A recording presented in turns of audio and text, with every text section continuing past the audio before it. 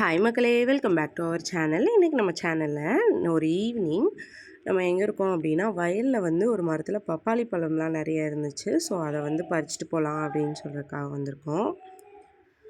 இங்கே வந்து பார்த்திங்கன்னா நிறைய குண்டுமணியும் இருந்துச்சு. இது வந்து நீங்கள் மோஸ்ட்லி பார்த்துருப்பீங்க, ரெட் வித் பிளாக் கலரில் இருக்கும்.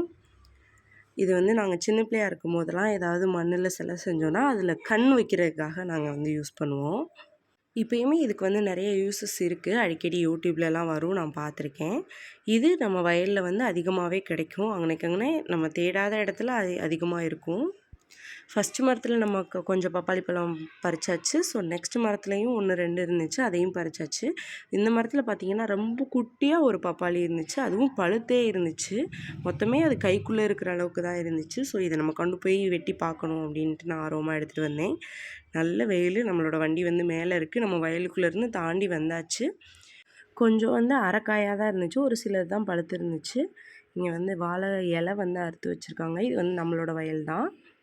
எல்லாத்துலேயுமே இருக்க வாழைத்தார் எல்லாமே வெட்டி முடிச்சிட்டாங்க. இப்போ வந்து பக்கக்கட்டைகளில் இருக்க இலையில மட்டும் அறுத்து சேல்க்காக வச்சுருக்காங்க.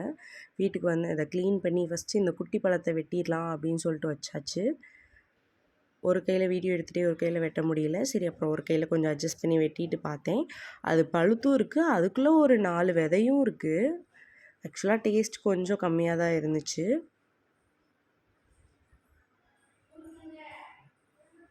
லைட்டாக டேஸ்ட் பண்ணிவிட்டு அதை ஓரமாக வச்சுட்டு நம்மளோட பெரிய பப்பாளி பழத்தை வந்து எடுத்து கட் பண்ண ஆரம்பித்தாச்சு.